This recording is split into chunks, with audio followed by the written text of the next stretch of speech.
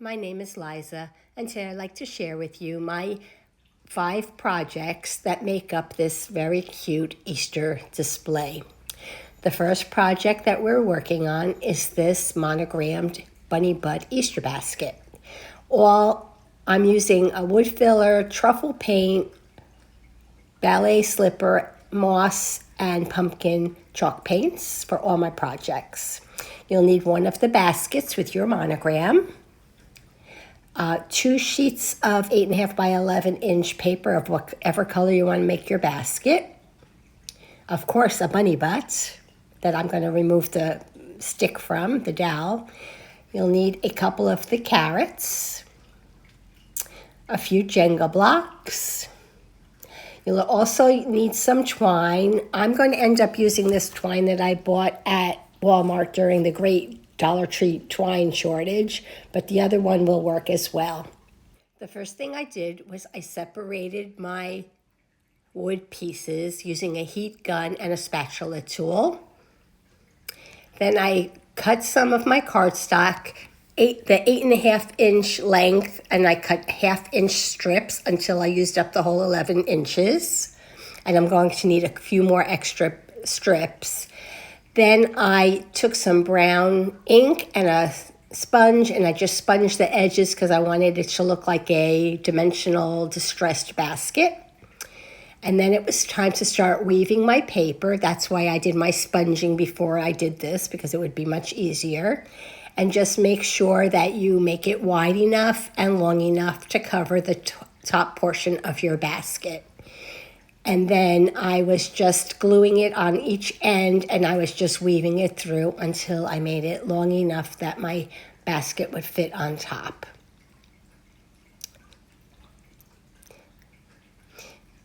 Since I still had some of the pink paper left over, I decided that I would just back the woven piece up with the other piece, because I thought once I cut the circle out, maybe my weaving would fall apart. So it was just sort of an insurance policy, so my work didn't get messed up. So then I traced the basket front and with a pencil, and then I cut it out. Using an X-Acto knife was the easiest thing for cutting the circle out in the middle. Next, I decided to paint my wood pieces. At the end, you don't really see it, but I did it anyway. So I painted my basket with the ballet slipper. I also painted the ribbon, but I didn't end up using that. And then I painted the H of the monogram with the moss green chalk paint. When that was dry, I took my jute twine and I wrapped it around the handle, all the way around from one end to the other, securing with little spots of hot glue on each end. Then I took some Mod Podge and I Mod Podged the woven piece onto the wood piece.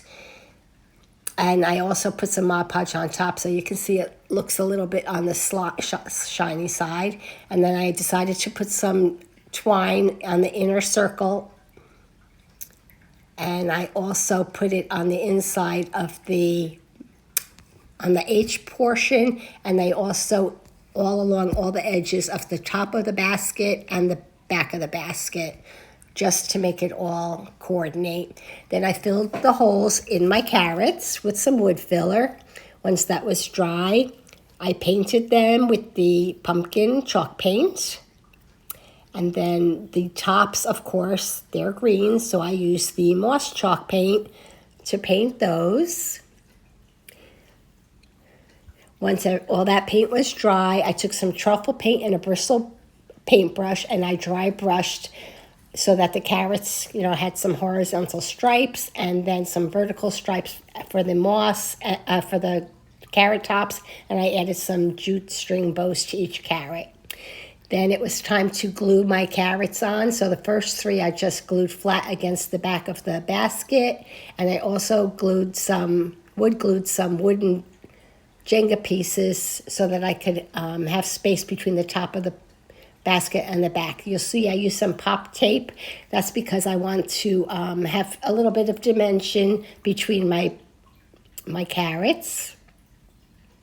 And then once all my carrots were placed, I put the top of the basket also on with some wood glue, glued in my bunny butt, and added a bow of the ribbon I got at Hobby Lobby. And that was complete. And it stands all by itself. Next, I wanted to make a faux book stack, but usually I use my Cricut, and this time I decided to use some rubber stamps. So again, I'm using one of these wood crates that has the handles on the side. It's a larger box. I painted the whole thing with white chalk paint.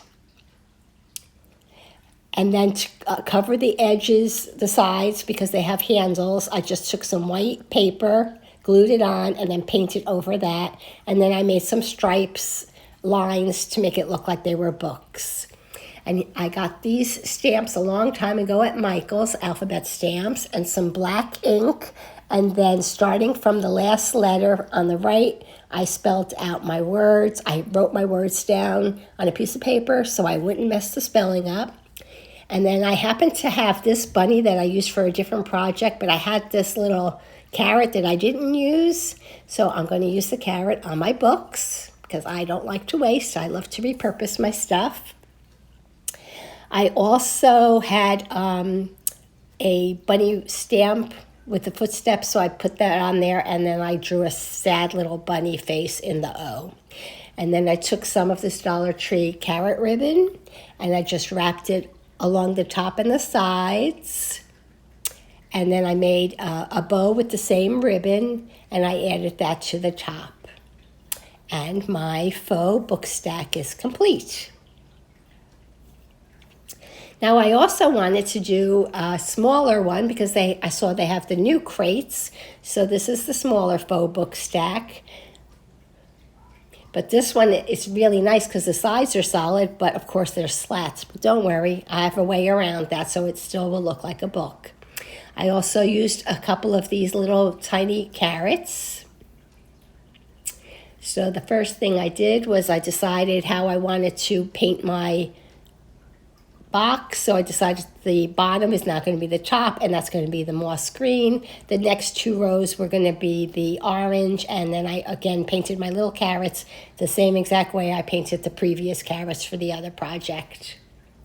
Once the paint was dry, I drew some lines on the sides for the book lines, and then I took some black cardstock, cut it down so that it would fit inside the box to cover up the spaces. So now when you look at it from a distance, it still looks like it could be book.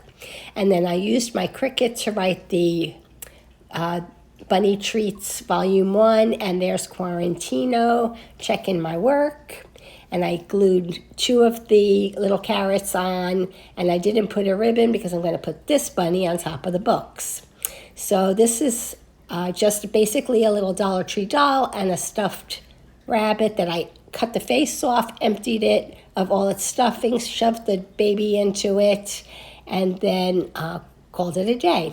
And then I have one of these Hobby Lobby rolling pins that I painted in the same two colors. I had this ribbon left over from fall, and I added a little bow, and there's my little baby bunny sitting on top of my book stack holding the rolling pin.